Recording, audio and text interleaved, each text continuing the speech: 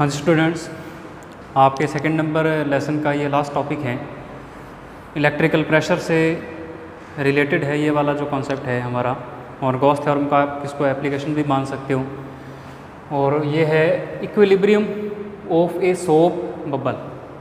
अपने पास एक साबुन का बबल है और हमें फाइंड करना है कि वो इक्विलिब्रियम में कैसे हो सकता है। तो सबसे पहले आप लोग ये बात जान लें कि जो हमारा सोप बबल होता है, और कैसा soap bubble, charge soap bubble होता है, वो कैसे नेचर का होता है, वो कंडक्टर नेचर का होता है। कैसे नेचर का होता है वो? कंडक्टर नेचर का। बिकॉज सोप है तो सोप आपको पता है कि साल्ट होते हैं, सोडियम और पोटेशियम सॉल्ट होते हैं, उसके अंदर पॉजिटिव आयन भी होते हैं और नेगेटिव आयन्स भी क्या होते हैं, मौजूद होते हैं। इस प्रकार से नेगेटिव आयन भी होते हैं और पॉजिटिव आयन भी होते हैं। इन नेगेटिव और पॉजिटिव आयन के कारण इस सोप बबल की जो नेचर होती है वो कैसे होती है, कंडक्टर की होती है। इट मीन्स जो सारा का सारा पॉजिटिव और नेगेटिव चार्ज है वो कहाँ पर एक्यूमुलेट होता है, इसके सरफेस पर एक्यूमुलेट होता है। ठीक है, कल हम एक कॉन्सेप्ट पढ़ के गए थे कि यदि हमारे पास एक कंडक्टर हो और उसके सरफेस पर चार्ज हो तो तब उसकी सरफेस पर इलेक्ट्रिकल प्रेशर लगता है। ठीक है, इलेक्ट्रिकल फोर्स लगता है और उस फोर्स के कारण क्या लगता है, इलेक्ट्रिकल प्रेशर। और उस इलेक्ट्रिक फोर्स की वैल्यू हमने कितनी निकाली थी, sigma square divide by 2 epsilon naught into A. यदि हम इसको वेक्टर फॉर्म में डिनोट करें ना तो ऐसे कर सकते हैं कि जिस डायरेक्शन में एरिया वेक्टर सरफेस का, उसी डायरेक्शन में क्या चीज़ लगेगा, अपना फोर्स लगेगा। सपोज दैट ये हमारे पास सरफेस है, इस सोप बबल का सरफेस है चार्ज वाला। ठीक है ना, तो इसका जो एरिया वेक्टर होगा वो सरफेस के परपेंडिकुलर होगा इस प्रकार से। तो हमारा जो इस पर इलेक्ट्रिकल फोर्स लगेगा वो भी कौन से डायरेक्शन में लगना चाहिए, आउटवर्ड डायरेक्शन में लगना चाहिए, जिस कारण ये वाला जो सरफेस है ये अपने सरफेस एरिया को इंक्रीज करने का ट्राई करेगा। ठीक है ना, इलेक्ट्रिकल प्रेशर और इलेक्ट्रिकल फोर्स दोनों एक ही बात है। इलेक्ट्रिकल प्रेशर हम डिफाइन करते हैं पर यूनिट एरिया के लिए, छोटे से एरिया के लिए, इतने से एरिया के लिए, और यदि हम इलेक्ट्रिकल फोर्स को डिफाइन करें तो वो कंप्लीट एरिया के लिए डिफाइन करेंगे। तो हर एक, मैं एक पॉइंट की बात कर रहा हूँ, एक पॉइंट पर जो इलेक्ट्रिकल प्रेशर लग रहा है वो आउटवर्ड डायरेक्शन में लग रहा है। कौन से डायरेक्शन में लग रहा है, आउटवर्ड डायरेक्शन में। इस पॉइंट पर भी आउटवर्ड डायरेक्शन में, इस पॉइंट पर भी आउटवर्ड डायरेक्शन में, इस पॉइंट पर भी आउटवर्ड डायरेक्शन में, इस पॉइंट पर भी आउटवर्ड डायरेक्शन में। इस सरफेस के ऊपर जितने भी पॉइंट्स हैं उन सभी पर इलेक्ट्रिकल प्रेशर की जो डायरेक्शन है वो आउटवर्ड डायरेक्शन है। तो इलेक्ट्रिकल प्रेशर क्या करेगा, इस चार्ज सोप बबल के सरफेस एरिया को बढ़ाने की ट्राई करेगा, बढ़ाने की कोशिश करेगा।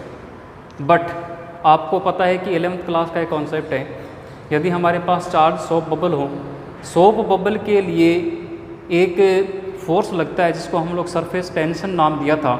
वो सरफेस टेंशन क्या करता है, किसी भी सरफेस को कम करने की ट्राई करता है। मतलब जैसे ये सरफेस टेंशन का फोर्स है कैपिटल T, ये इसके सरफेस एरिया को क्या करेगा, कम करने का प्रयास करेगा या कम करने की ट्राई करेगा।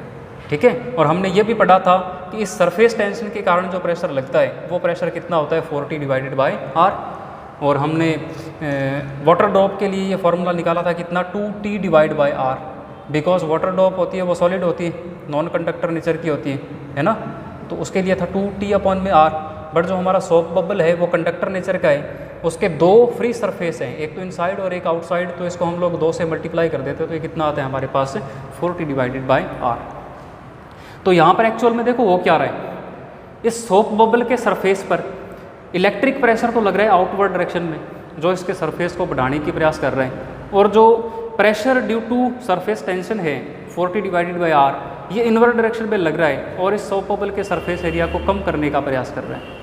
हमें क्या डिफाइन करना है, इसका इक्विलिब्रियम डिफाइन करना है। तो आप सोच सकते हो, फील ले सकते हो इसका कि इक्विलिब्रियम कब होगा, जब pressure due to electric force and pressure due to surface tension force, यदि ये दोनों आपस में इक्वल हो जाएं, ये बाहर वाला प्रेशर जो बाहर की ओर लग रहा है इलेक्ट्रिकल प्रेशर, वो अंदर लगने वाले प्रेशर यानी कि सरफेस टेंशन वाले प्रेशर के यदि बराबर हो जाए तो इसका सरफेस एरिया ना तो बढ़ेगा और ना ही क्या होगा, घटेगा। उसको बोलते हैं हम लोग इक्विलिब्रियम कंडीशन। ठीक है भाई, तो उसके लिए क्या करना है, आपको इलेक्ट्रिक प्रेशर को किसके बराबर रख देना है, सरफेस टेंशन प्रेशर के बराबर रख देना है। इलेक्ट्रिक प्रेशर अपने कल निकाला था sigma square divide by 2 epsilon not, और सरफेस टेंशन के कारण जो प्रेशर होता है वो 4T डिवाइड बाय R होता है। तो यहाँ से हम लोग इस सरफेस के ऊपर कितनी चार्ज डेंसिटी है अननोन, उसको निकाल लेंगे।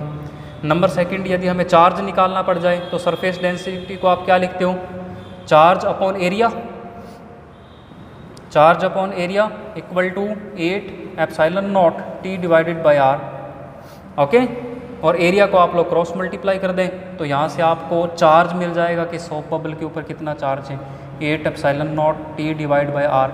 और ए क्या चीज़ है, एरिया है सॉफ्ट बबल का, और यदि इसके रेडियस आर है तो इसको आप 4πr² लिख सकते हो, रूट में 8 epsilon not T divided by R. तो सिंपल सा ये कॉन्सेप्ट है। इस पर यदि कोई न्यूमेरिकल बनता है तो उसमें से क्या पूछा जा सकता है, ये पूछ सकते हैं अपने को चार्ज डेंसिटी, और चार्ज डेंसिटी और सरफेस टेंशन ये दोनों दे के हमको रेडियस पूछी जा सकती है। ठीक है, क्या क्या वेरिएशन हो सकते हैं, सिग्मा पूछ सकते हैं, और अपने को सिग्मा और रेडियस दे के सरफेस टेंशन भी पूछा जा सकता है, सरफेस टेंशन और सिग्मा दे के अपने को आर भी पूछा जा सकता है, और उसी प्रकार से रेडियस दे के और सरफेस टेंशन दे के अपन लोगों को क्या पूछा जा सकता है, क्यू भी पूछा जा सकता है। तो इन दो फार्मूलाज में से कितने पैरामीटर हम लोग इसके सॉफ्ट बबल के डिफाइन कर सकते हैं, 4 डिफाइन कर सकते हैं। 4 प्रकार के न्यूमेरिकल वेरिएशन इस पर हमारे बनते हैं। ठीक है जी, इसको आप लोग नोट कर लें।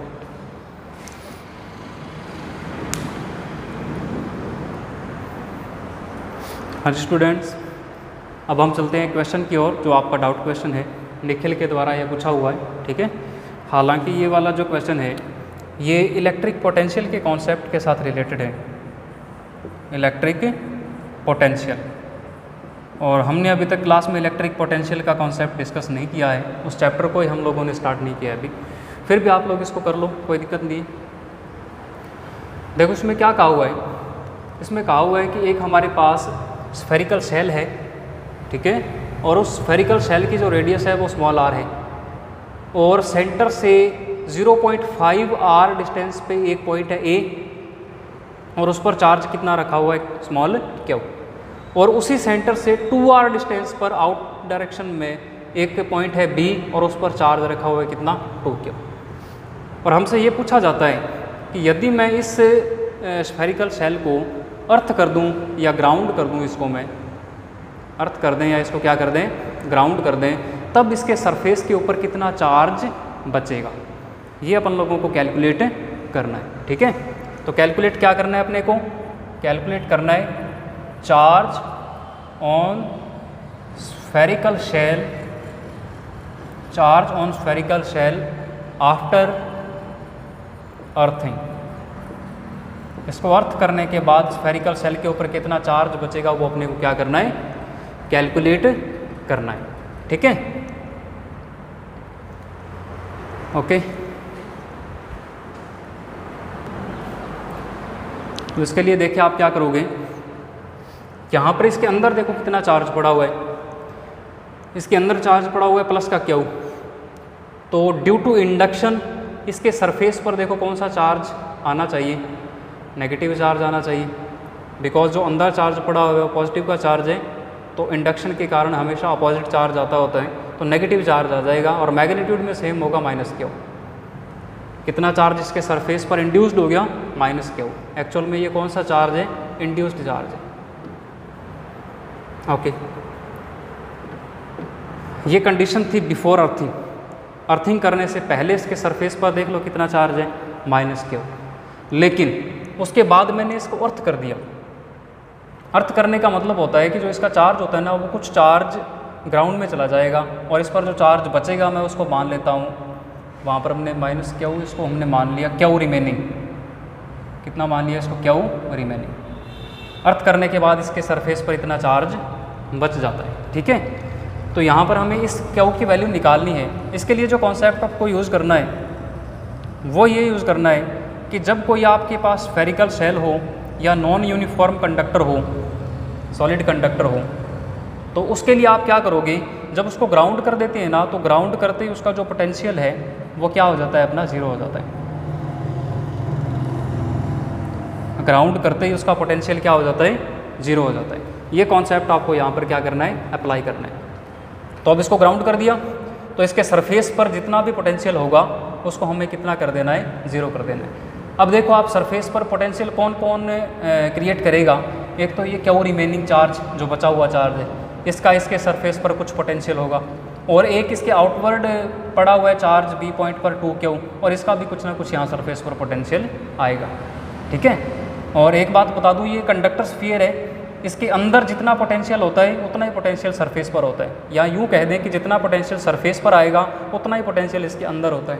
इलेक्ट्रिक फील्ड हालांकि कंडक्टर के अंदर जीरो होता है, बट पोटेंशियल सरफेस के जितना ही होता है, ठीक है ना। तो मैं क्या करूँगा, मैं इस कंडक्टर के सरफेस पर 2Q और Q रिमेनिंग दोनों का पोटेंशियल निकाल के उनको ऐड करके उसको किसके बराबर रख दूंगा, 0 के बराबर। तो वहाँ से मुझे Q रिमेनिंग की वैल्यू मिल जाएगी, ठीक है।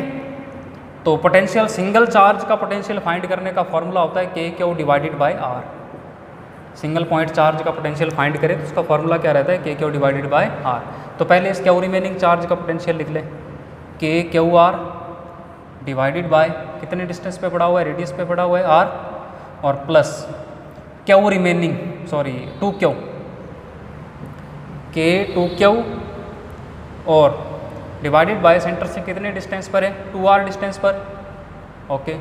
और ये हमारा टोटल पोटेंशियल है, इसको हमें कितना करना है, 0 करना है। क्यों 0 करना है, क्योंकि इसको राउंड कर रखा है। तो यहाँ से आप Q रिमेनिंग निकाल लें, आसानी से आ जाएगा आपके पास, KQR divided by R equal to negative of K2Q divided by 2R। इस 2 से ये 2 कैंसिल हुआ, K से K कैंसिल हुआ, R से R कैंसिल हुआ। तो यहाँ से आपको जो Q रिमेनिंग की वैल्यू बचेगी वो बचेगी कितनी, माइनस ऑफ Q। मतलब इसको ग्राउंड करने के बाद इस सरफेस पर जितना चार्ज बचेगा वो किसके बराबर होगा, माइनस Q के बराबर होगा, ठीक है। मतलब ग्राउंड करने के बाद इस पर इतना चार्ज है, और पहले कितना चार्ज था, देखो आप पहले कितना चार्ज था इस पर,